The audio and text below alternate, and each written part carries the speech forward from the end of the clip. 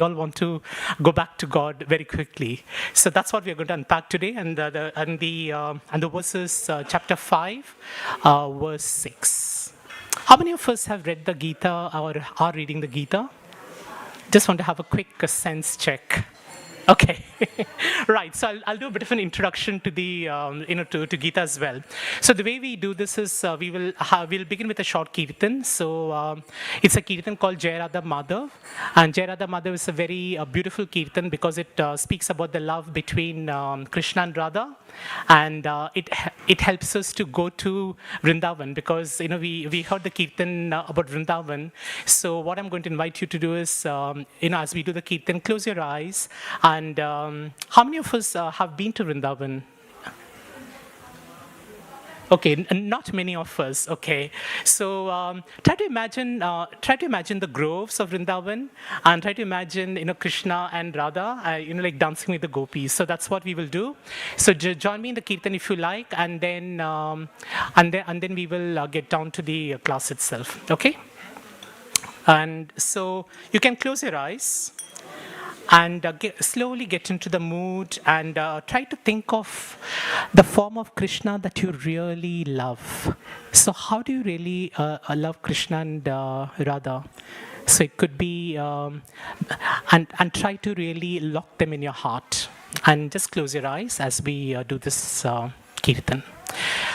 Jaya Radha Madhava Jaya Kunja Bihari Jaya Radha Madhava Jaya Kunja Bihari Jaya Radha Madhava Jaya Kunja Bihari. Please repeat after me. Hava Jaya Kunja Vihari Jaya Gopi Jana Vallabha Jaya Girivaradhari Jaya Girivaradhari Jaya Gopi Jana Vallabha Jaya Girivaradhari Jaya Girivaradhari Yashodanandana Brajajana Ranjana Yashodanandana Brajajana Ranjana Yamuna Tira Vanachari Yamuna Tira Vanachari Jaya Radha Madhava Jaya Kunja Bihari Jaya Radha Madhava Jaya Kunja Bihari Jaya Gopi Jana Vallabha Jaya Girivaradhari Jaya Girivaradhari Jaya Gopi Jana Vallabha Jaya Girivaradhari Jaya Girivaradhari Yashodanandana Brajajana Ranjana Yashodanandana Brajajana Ranjana Yamuna Tira Vanachari Yamuna Tira Vanachari Hare Krishna Krishna Krishna Hare Hare Hare Rama, Hare Rama, Rama Rama, Hare Hare, Hare Krishna, Hare Krishna, Krishna Krishna, Hare Hare, Hare Rama, Hare Rama, Rama Rama, Hare Hare, Hare Krishna, Hare Krishna, Krishna Krishna, Hare Hare, Hare Rama, Hare Rama, Rama Rama, Hare Hare, Hare Krishna, Hare Krishna, Krishna Krishna, Hare Hare, Hare Rama, Hare Rama, Rama Rama, Hare Hare, Hare Krishna, Hare Krishna, Krishna Krishna, Hare Hare, Hare Rama, Hare Rama, Rama Rama, Hare Hare. Jaya Radha Gokula Nanda, Radha Gokula Nanda, Radha Gokula Nanda, Shri Radhe. Please join me. Radha Gokula Nanda, Radha Gokula Nanda, Radha Gokula Nanda, Shri Radhe. Jaya Sita Ram Lakshman Hanuman, Jaya Sita Ram Lakshman Hanuman.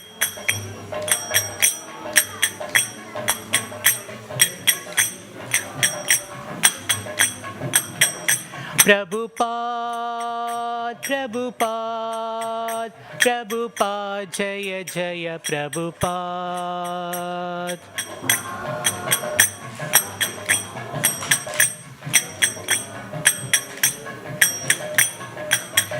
Hari Bol, Hari Bol, Hari Bol, Nitai Gaura, Hari Bol.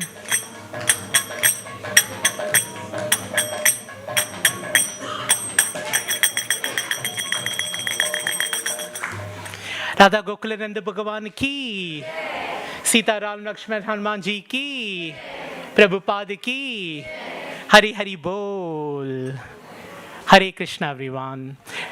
So for those of you who just come, this is the Bhagavad Gita class. So today we are going to do chapter 5, verse 6. We will begin with the invocation prayer. So this is something which I'm sure you would be familiar with. So please join me. We'll do this 3 times. Om Namo Bhagavate Vasudevaya.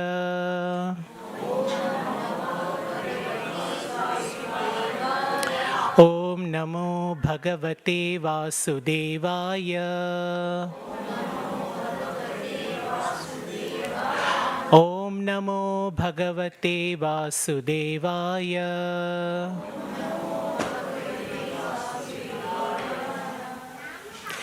So we always begin anything auspicious and even a class auspicious with prayers. So I'm going to chant the Mangala Charans. The Mangala Charan is basically prayers that we offer to like the Vaishnavas, to our spiritual masters. So it's beautiful to just listen to it. So you may not really understand fully what it means, but just listen and just get into the mood of that spiritual bliss. Om Ajnanatimirandasya Jnananjanashalakaya Chakshur Urmilitam Yena Tasmai Shri Gurave Namaha Shri Chaitanya Manobishtam Stapitam Yena Bhutale Swayam Rupa Kadamahyam Dadati Swapadantikam Vandeham Shri Guru Shri Yuta Padakamalam Shri Gurum Vaishnavamscha Shri Rupam Sagrajatam Sahagana Raghunathan Vitam Tam sajivam sadvaitam savadutam parijana sahitam Krishna Chaitanya Devam Shri Radha Krishna Padan Sahagana Lalita Shri Vishakam Vitamscha He Krishna Karuna Sindhu Dinabandhu Jagatpate Gopesha Gopika Kanta Radha Kanta Namostute Tapta Kanchana Gaurangi Radhe Vrindavaneshwari Vrishabhanu Sute Devi Pranamami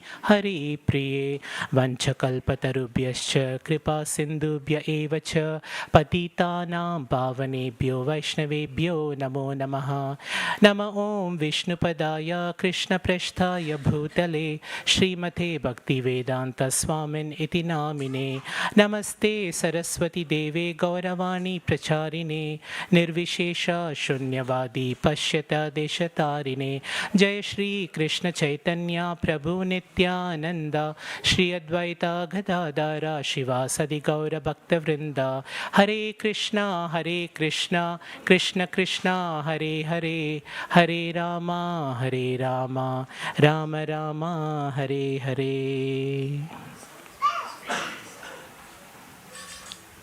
Hare Krishna. I can see that we have got a lot of young people here, so really nice to meet you all.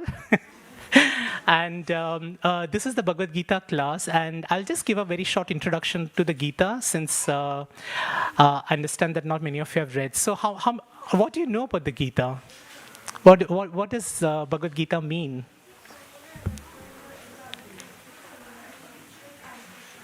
Wonderful, thank you so much. Before the battle of the Kurukshetra. So Bhagavad Gita means divine song, and it is a conversation between Krishna and Arjuna on the battle of Kurukshetra. So it's very interesting, because there are two armies which are the mightiest armies at that point of time, and the Pandavas and the Kauravas, and they were raring to go. They were raring to fight the greatest battle on earth. And suddenly Arjuna, who's the greatest warrior, he has a lot of misgivings. And he's in a dilemma, because he sees that I see my relatives there in front of me. I see my teacher Dronacharya. I see my grandfather Bhishma Pitamaha. How am I going to fight them? And don't we find it difficult? We find it difficult to really, compete and fight with our own relatives, right? So obviously Arjun knows that it's going to result in a lot of bloodshed, and he's having this misgiving. Am I really doing the right thing? Is this really the right? And that's where this conversation happens. Historical evidence says that this conversation happened for 20 minutes. But the Bhagavad Gita has not been spoken just then. It has been spoken millions of years ago. And can somebody take a guess when that conversation happened between God and who was it? Arjun was 5,000 years ago, but this was like millions of years ago. It is to the sun god, or Vivaswan, and so this was millions of years ago, and that's when the Gita was first spoken by the Lord. And it is why this wisdom is so important is because it comes from the Lord Himself. So that's why there is a lot of wisdom. And even today, after all these years, so what happened in terms of the how this knowledge really transferred? So we had so the Lord recited this to the sun god, and then the sun god recited it to Manu. And do we know who's Manu? The first man, like equivalent of like Adam. So Manu is whom we all come from. So that's how it's passed on. And when it was recited in 5,000 years ago, Krishna also felt that the succession has broken. So people have stopped, understanding or talking about the Gita. So that's where he recited again. So one of the reasons, of course, is to reassure, Arjuna at that point of time. But then it's also for us, because even after 5,000 years, it still is a very practical guide for us in terms of how we lead our lives. So today we are going to look at chapter 5, verse, and so basically the Gita has got 18 chapters, and the first chapter really begins with Arjuna's dilemma, and then Krishna speaks about, basically he speaks about many yogas, but there are three broad yogas. The first one is Karma Yoga, which is how do we live life, how do we lead life in righteous manner. Do we know Dharma is about righteous duty, so how do we do that? So that's the first one. Then the second one, which is packed in the next 6 chapters, are Bhakti Yoga, which is the Bhakti Marg, which we'll speak about today. And the third is, can somebody take a guess? What's the third? Jnana Yoga, which is knowledge. So, and today what we are really doing is we are trying to acquire a little bit of that wisdom, and we will do that through this particular verse. So the way we will do this is I'm going to recite in Sanskrit, and I will not read the full verse, but I'll invite you to repeat after me, because there is really a lot of bliss in reciting Sanskrit, because Sanskrit is the is the language of the gods. So when we recite it, it just gives a very different mood to us. So let's do. So this is chapter 5, text 6. I should have taken a bigger book because I can't probably read this as well. Sanyasastu mahabaho dukkhamaptumayo gataha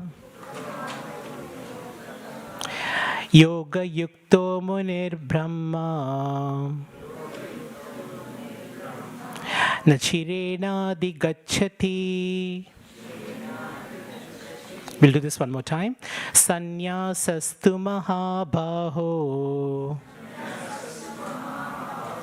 dukkamayoga yogitaha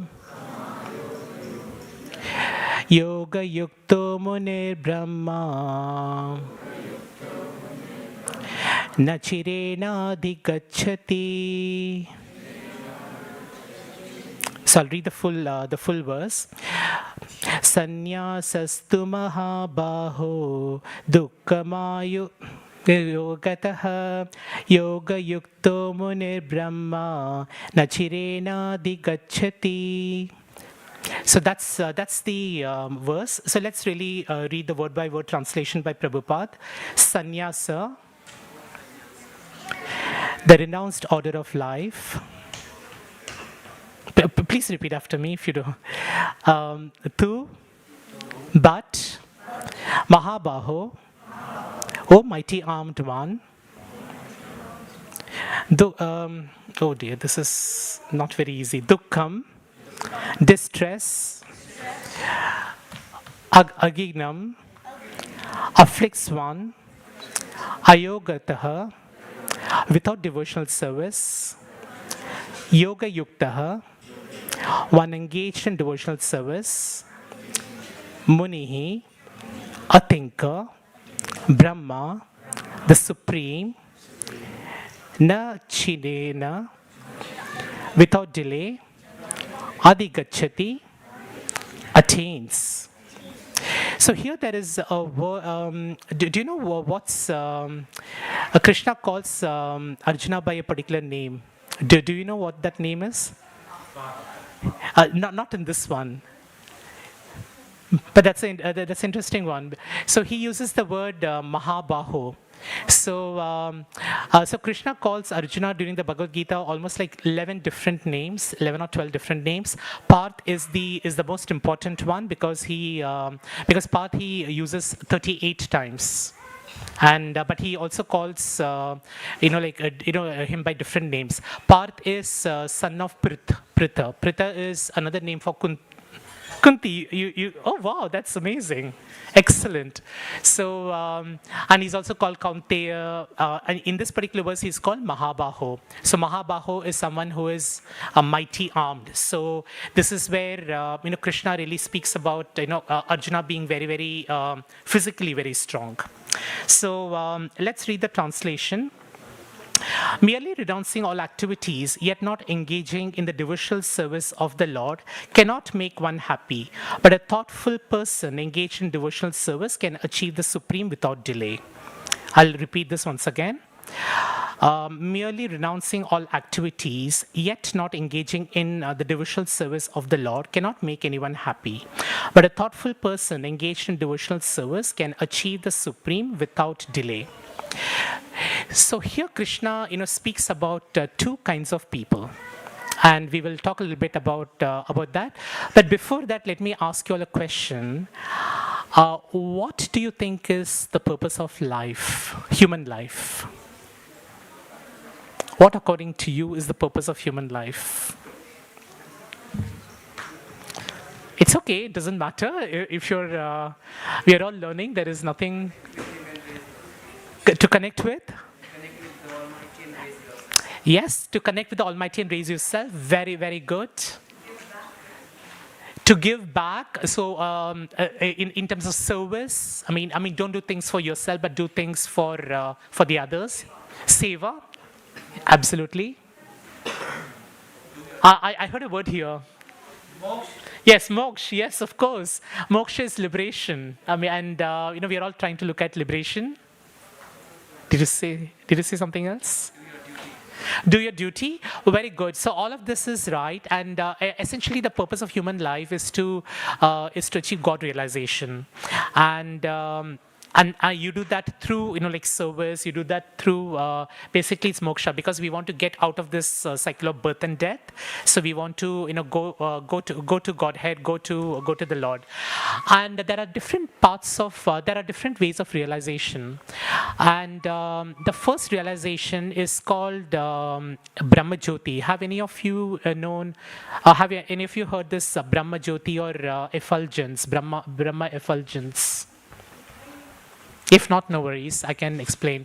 So Brahma Jyoti is the they say that between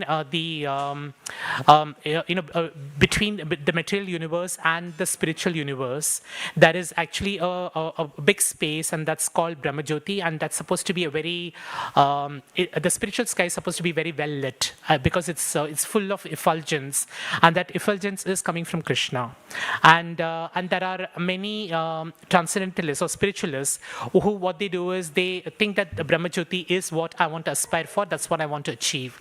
And so they what they do is they do lots of tapasya, a lot of austerities, and they do a lot of like reading the Vedic scriptures, and it's not a very easy path to go, because you have to really spend a number of years doing a lot of like you have to take a lot of difficulties in your life, and then you reach Brahman. And what happens is their understanding of what realization is that you become one with God, you merge with God. So now I want to ask you this question: can you really merge with God? Yes or a no? Yes? Is there anybody who says no?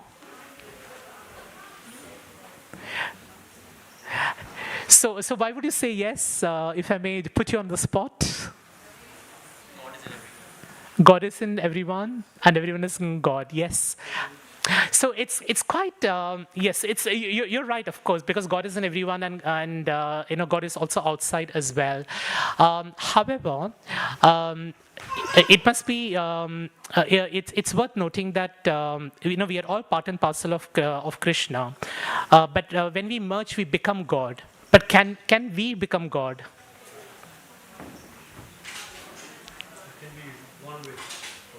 We can be one with God. You could become one. So you're still part and parcel.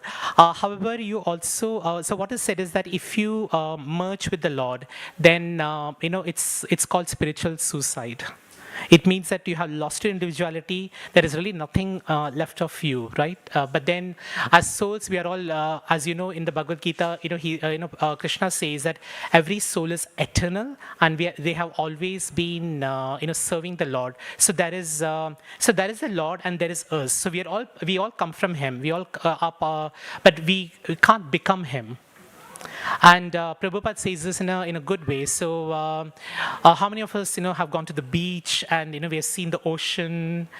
One way of looking at our relationship with God is that the ocean is the Lord, because it's infinite. you can't really measure, and it's very opulent and it's so mysterious we don't really know. So there are many things about the ocean that we still don't know today. And what are we? Each one of us are a drop in the ocean.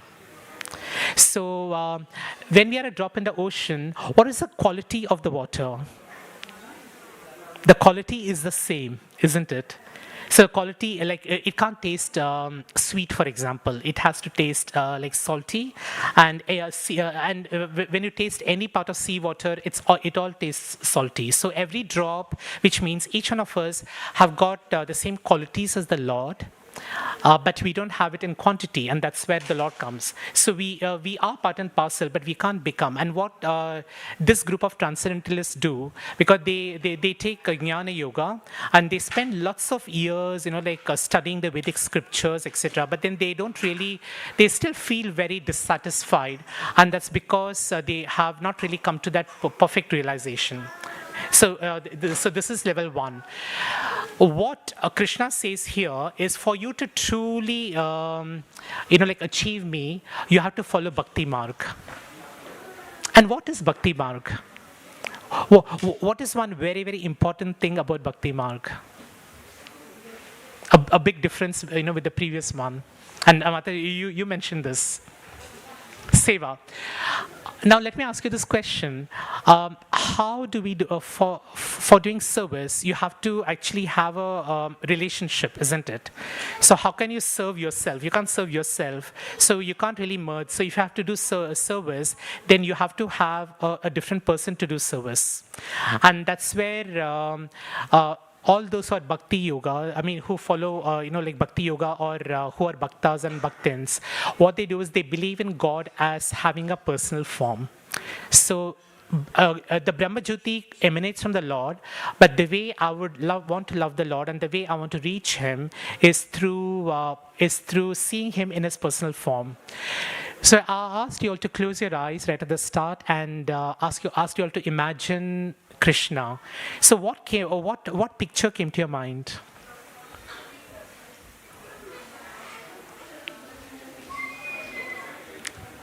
So when you closed your eyes and when you thought of Krishna, so what is the first? Bal Krishna.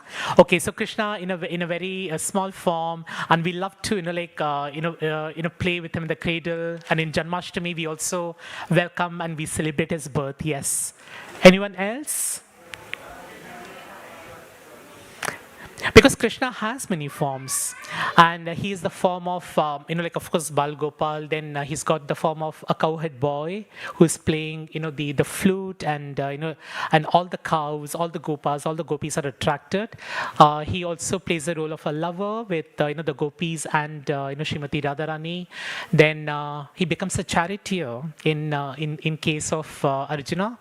So the Lord can do anything to really please his devotees, as you could see. So he's not looking at because Arjuna is his very dear friend, and so he says that I'm willing to be your charioteer. Because if you recall, Arjuna there was a choice for Arjuna to say, what do you want? And Duryodhan said that I want all the armies, but Arjuna said, I only want you. I only want Krishna. So Krishna came without his army. So he comes in many forms, and we develop this very personal relationship with him, and that's where Bhakti Marg really comes. So some of you really were seeing the Kirtan. So how many of you were part of the Kirtan that just happened before the class? So what did you feel when you were listening to the Kirtan?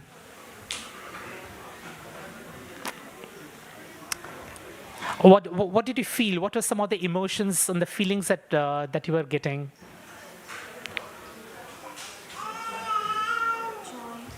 Feeling of joy, yes, absolutely.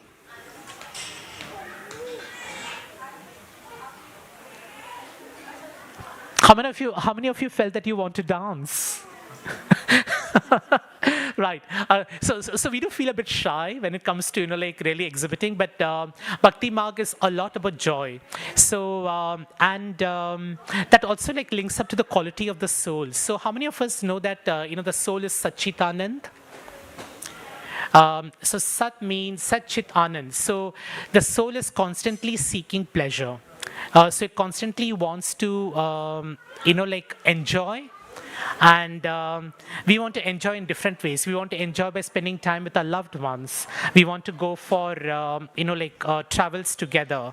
We want to maybe go for picnics. And I think some of was it a half term this week? Okay, so that means some of us wanted to go on a holiday, etc. So there are lots of things you want to do with your loved ones, and all that gives you joy. So the other aspect of bhakti yoga is what we heard about seva.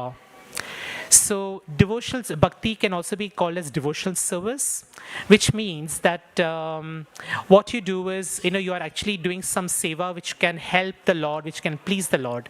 So have any of you done any service before? I mean, to God or to anyone else? Could I have just a show of hands? So what did you do? I volunteered in a meditation course and a seminar.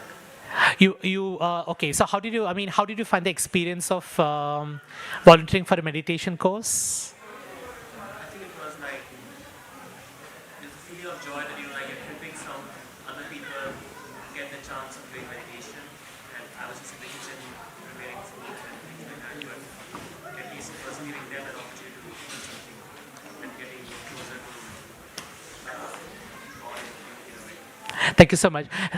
Yeah, thank you so much. So there is so much more joy in giving than receiving. So, and I think so today I was just like doing some shopping. I was just coming out, and then there was this old man, and I wanted to get some just a tea from Costa. And then there is this old man who came, and he was not very well dressed, so you could make out that he probably, I don't know whether he had a home or not, and he seemed very gentle of temperament. And then he was just walking, and then he asked me, can I have coffee? Can I have a cup of coffee? Then I said, yes, of course. I mean, and I gave him a choice, like, do you want to go to Greg or do you want to go to Costa? So he said, I want to take in Greg. So then I took him in, and then I asked him to make his choice of coffee, and then I asked him, do you want anything else? So he because it looked like he also looked a bit hungry, so I thought he might probably want to eat something as well. And very interesting, he said, I don't want to eat anything, I just want coffee. So I felt it was because it's not really impinging upon my compassion or my and I said, please, I insist, you must take something at least. And then he took a jam donut. He said, okay, fine, I want to take that.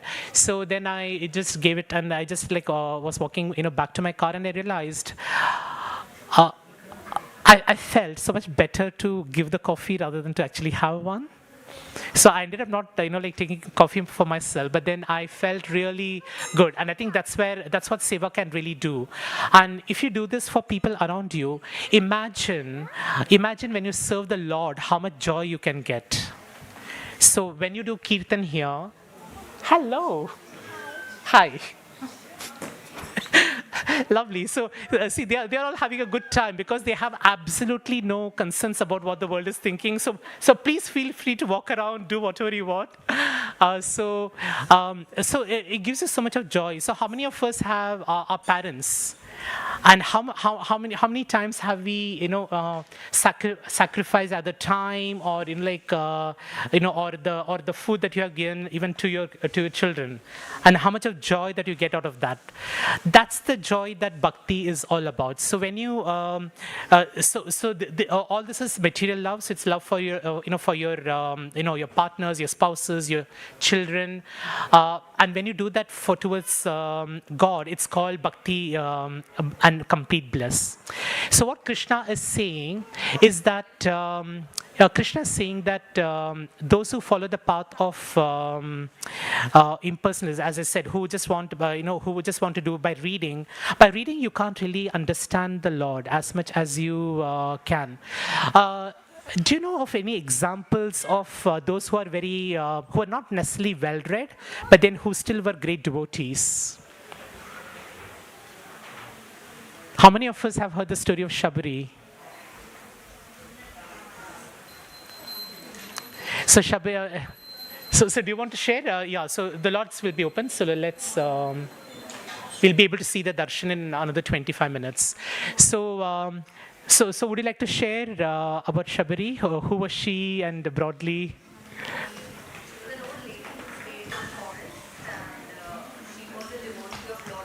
Yeah. You want to say that? Okay.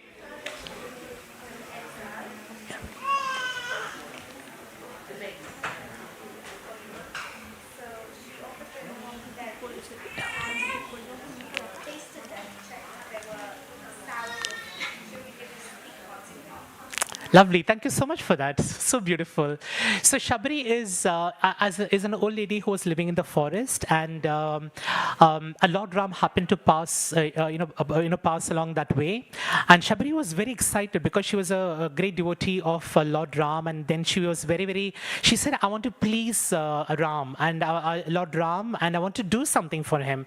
And so, but then she obviously was not a very rich lady, so she said, "Okay, let me offer berries." So then she plucked berries from the forest, and then she put that in a basket. And she said, "You know what? I must give only the tastiest berries to Lord Ram because I don't want him to have a berry which doesn't taste good." And so what she did was she tasted each of the berries, and then she put it and then to offer it to Lord Ram. Now ask yourself, hello. Hare Krishna. I've got such. He's my youngest. Like audience actually. Okay, fine. So what Shabari did was she was tasting it and she put it, and then can you really think of actually offering something like that to the Lord? Will you taste something and offer to the Lord? Definitely not, right? So you'd not do that. But then she did that out of pure love, and because it's out of pure love, Lord Ram actually was very happily took those berries and he ate it.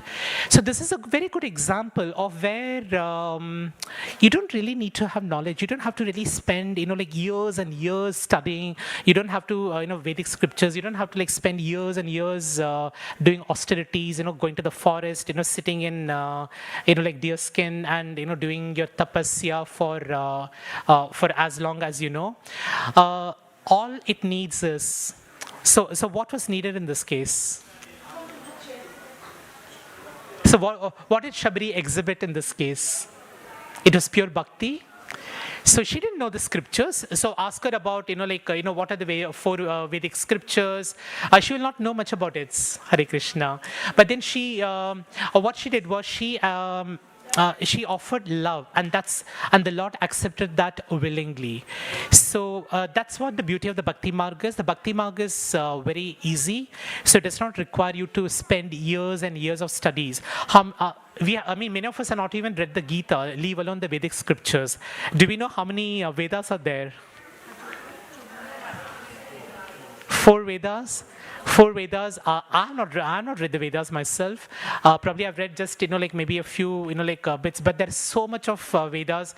So do you want to spend a lifetime just reading through all that knowledge, or do you want to just follow the path of bhakti? What would you do? Follow the path of bhakti, isn't it? And that's what Krishna says here. So if I just read this translation once again. So what Krishna is saying here is that merely renouncing all activities, yet not engaging in the devotional service of the Lord, cannot make one happy. But a thoughtful person engaged in devotional service can achieve the supreme without delay. So here there are two parts. So one group of people, what they do is they try to study the Vedas. They get bewildered. They get confused. They spend a lot of years. They also reach God. But then it takes them longer. But then if you can go somewhere faster, why not? So I just want to share with you this analogy of a post office that Prabhupada uses. So suppose you have a letter in your hand, and suppose you want to go to you want to post it and ensure that whatever envelope or whatever it is parcel that you're giving goes to the right person and the right destination. Where will you go?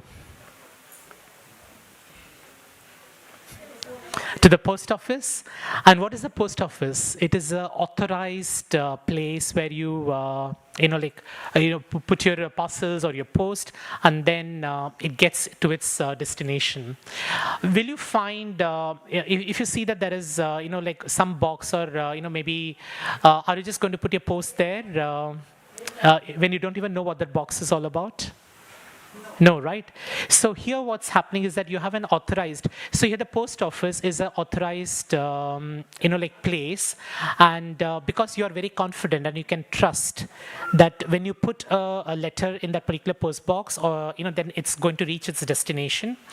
And that's what, like coming to the temple is all about. Because when you come to the temple, what you do is the Lord is like, you are giving a message to the Lord. So when you come to the temple, what do you do? Do you ask the Lord for something? Yes, no? You may ask, you may say, I want to do well in my exams, I want to get good marks, or I want to, get my this new job that I am aspiring for, or I want to, I want to have a nice partner. So there are many things that you really want to do. So you do come to the Lord with, with your message, but then the Lord is listening to you. And then like he'll fulfill your desire as per whatever you deserve, whether which is karmically what is really due. So at times you may get it, at times you may not get it, but then that really is based on what your karmic debts are, and how and what like Krishna thinks is right for you. So that's really a part. So I want to share with you a story which also speaks a little bit about those who follow the Bhakti Marg. So how many of you know this personality called Ramanujacharya? Have you heard of his name? That's Ramanuja, but then that's Ramanujacharya. You're right. His name is Ramanuja, and both of them happen to come from the same part of like India, which is Tamil Nadu. So there is a Ramanuja, the mathematician who went to Oxford or Cambridge, I don't know, but that's probably close to our lifetime. But this was like a few centuries ago. So he was a Vaishnav, and he was like one of those Vaishnav Brahmin who worship Narayana, and he followed the scriptures. I mean the Vedic studies, and typically what you would do is that then you get initiated by a spiritual master.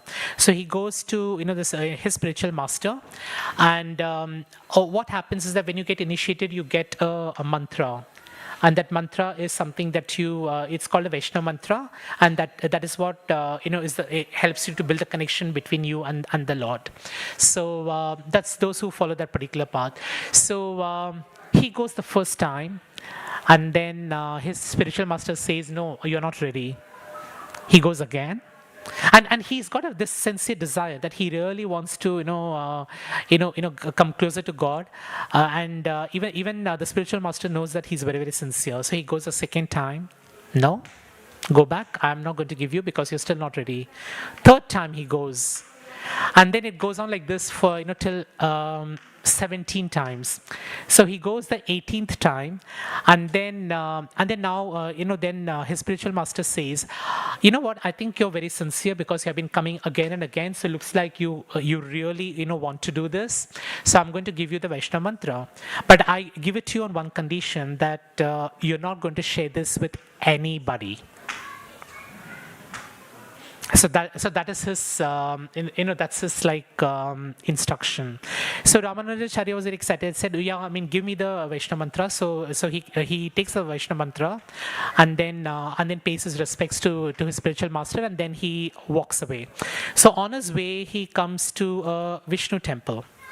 So in the Vishnu, temple, he just sees it's like this, marketplace, and there are lots of these people moving around, and everybody looks very, very worried. So how many of us, have, taken the tube? How many of us have, been on the London tube? Show of hands. And can you imagine, there are many of them who feel, they look very stressed out, they look very, worried, they want to really go out, and you don't feel that there is so much of joy in some of those. And so Ramanujacharya felt the same many years ago, and his heart was saying, I really feel very compassionate about them. I don't want to see them suffer so much because they're going through such tough times. I want to give them the mantra so that they can discover God, so that they can discover bhakti. But then my spiritual master has said that I'm not supposed to share my mantra with the Vaishnava mantra with anyone. So what did he do? Can anybody take a guess? He's in this dilemma. Should I share the mantra or should I not share the mantra? So what did he finally do? Shared or not shared? Shared? Okay. So what he did was, he said, he thought about it for a while, and then he said, this might, turn out. And then what he said, then he took a decision of what he wants to do. So then he goes, to the top of the temple, and he calls everyone, saying that I'm going to give you a jewel. I'm going to give you a jewel that's going to transform your life. So if you want it, please come. And then he makes this announcement, and everybody starts, coming to him, and then they sit in front of him, and then he explains, the importance of the mantra, and then he gives the mantra to everybody. And what happens? So when everybody starts reciting the mantra, they feel so much of joy, because whenever you, for example, when you were reciting the Hare Krishna Maha Mantra, you could feel that there was a bit of joy, and you could feel a bit of peace in your heart, and everybody started feeling that, and then. And then Ramanuja, when he saw the smiles on the face, he felt that he has done the right thing. Now, word passes around. So his spiritual master gets to know that Ramanuja has given the mantra. So then Ramanuja, when he meets up with his spiritual master next, his master is furious. He says, I give you this mantra on one condition, that you're not going to be sharing this with anyone. So why did you do this? So what are the consequences? So he said the consequences could be that I might go to hell, for example, because I not followed the instructions of my spiritual master. But when I saw the sufferings of all those people, I felt that it was better for one person to go to hell rather than all those people who are suffering. That was powerful, isn't it? And what he said is that when that happens, that means that when all the others have become, bhakti in the bhakti mark, then that's also going to, you'll get the benefit. So here, what Ramanujacharya is doing is that the people to whom he gave the mantra, they benefit. Even the spiritual master gets benefited, but he doesn't care about about what happens to him. So that's actually one of the qualities of being a devotee and those who follow the bhakti marg. So ask yourself, how much am I willing to sacrifice to please the Lord? How much am I willing to? How far can I go to please Krishna? Is really a question in your heart. How much of compassion do I show?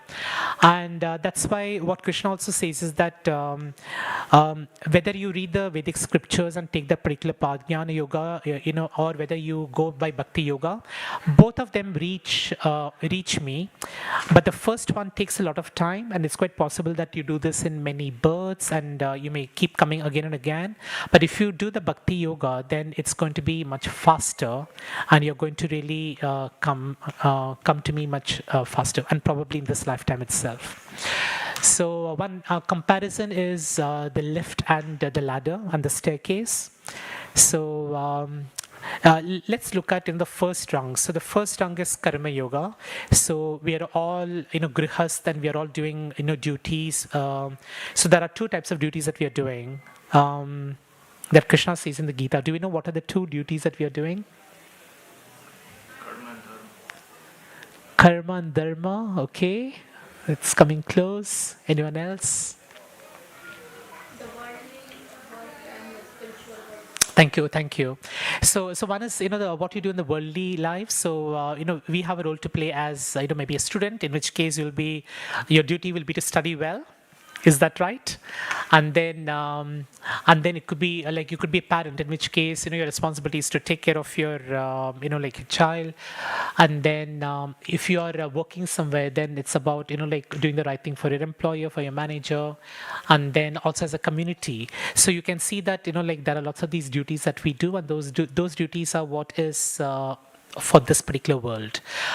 But there is the other part, which is spiritual duties. So whenever you're chanting, whenever you're doing service to the Lord, whenever you're coming to the temple, when you're worshiping, whenever you are associating and listening to the Gita, when you're reading the Gita, when you're listening to Kirtan, there are so many ways by which you are having those spiritual activities. So today, a lot of the stress that we feel in our lives are because there is a bit of an imbalance between the two. So what I'll invite you to do is, as you like continue with your time in the manor, think about what is the balance that you have today. So how much of time are you spending on things which will be related to this particular world, and how much of time are you spending on energy, thinking about Krishna or doing anything? It could be. It doesn't have to always be coming to the temple, because some of you, I heard are from Coventry and coming from faraway places. But then go to the temple nearby. But then you can also do lots of services which can help you to build those spiritual activities. So think about that.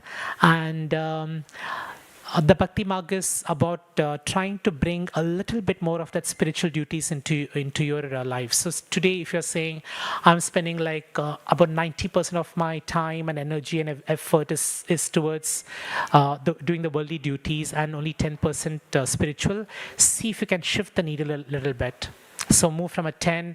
You can't move 10 to 50 overnight, but the 10 can become like a 12 maybe, and then 15 and so on. So you start moving that path towards Bhakti Yoga. It doesn't sound very difficult, isn't it? So why do we struggle with that? What are the excuses we give us for not doing spiritual activities? We don't have the time. Sorry? Time. We don't have the time. It's not a priority. Yeah, we have lots of these things, but do you realize that whatever you do, whatever you're doing today, is just going to bind you, and it's going to make you stay here. But do you want to keep coming back and back in different life forms, or do you want to go straight to God? If you want to go straight to God, then do your duties, but strongly, bring a strong focus on the spiritual aspect. And only you can actually, only you have the answer to that question. Nobody else can do it for you. You have to think about how can you make it possible for you. So that's really the invitation I give to you. So we have another 5 minutes for the Aarti, and we will do a short Kirtan. But before that, are there any questions, any realizations, anything at all? Yes, when you were saying about why when you come from getting to it, the main thing is that we always think that it's tomorrow, and then tomorrow we have plenty of time. But then we never know where the tomorrow comes from. That's a very good point, Mataji. Thank you so much. Because we all think that we are immortal, and the way we try to lead our lives is that we are going to stay here forever. But then we don't really know that. So I also always hear that it's only when you're 60, when you retire, that you must go to pilgrimages and go to spirituality. But no, that's really that's a misconception. Thank you, Mataji, for sharing that, because the younger the children actually start reading the Gita, the more the better it is, because that's the best gift you can give them. Because if you really, as parents, if you really care for your children, then let them get into the spiritual path. And we have just recently, over the last few weeks, we have started Gita class for children every Sunday in Luton. And initially I was not very sure how I would really approach it, and I didn't even know, because there were some who were just 7 or 8 years old, and I was just thinking will it be too difficult for us to learn the Gita? And it's been a few weeks, and I'm amazed to see how they have learned learned. So, firstly, their pronunciation has really improved so well. So they're able to, like recite in Sanskrit, and that's because they have been practicing. And initially, we were just like reciting, and then over the last 2 or 3, I just asked them to start, reciting by heart, and then they're just doing that. And they are very excited. They look forward to the class, etc. So that's what you should tap into it. Don't think your children are too young to get into spirituality, because when you give them that particular gift, that's probably the best gift that you could give to them. So on that note, and for those who just joined, we are about to conclude the Gita class. We'll have the Aarti in about 5 minutes. But before that, let's really think of Krishna once again in our heart, and pray to him that let us have the desire to do more spiritual activities, and it doesn't have to be necessarily from 10 to 50, but do it in a gradual manner. So close your eyes and please do join me. We'll do this maybe 3 times. Hare Krishna, Krishna Krishna, Hare Hare, Hare Rama, Rama Rama, Hare Hare.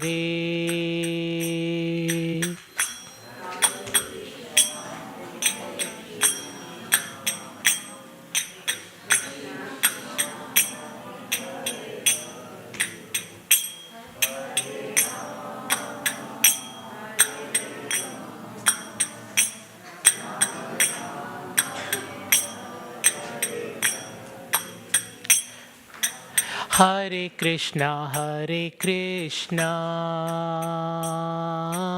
Krishna Krishna, Hare Hare, Hare Rama, Rama Rama, Hare Hare. Everyone, Hare Krishna, Krishna Krishna, Hare Hare, Hare Rama, Rama Rama, Hare Hare. Carry on. Hare Krishna, Krishna Krishna, Hare Hare, Hare Rama, Rama Rama, Hare Hare. Hare Krishna, Krishna Krishna, Hare Hare, Hare Rama, Rama Rama, Hare Hare. One more time. Hare Krishna,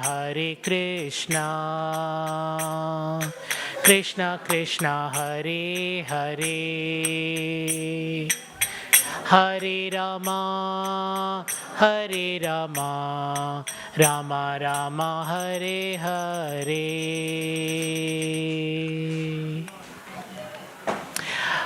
Thank you so much for joining. And could you just move the mattresses and then please come to the front for the Aarti.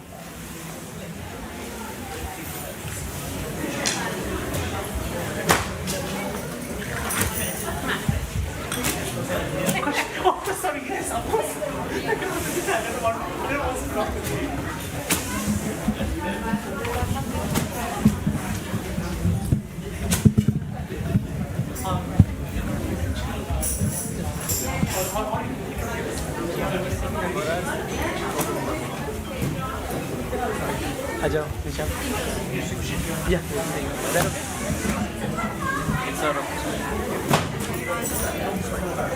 I'll ask you. Prabhu,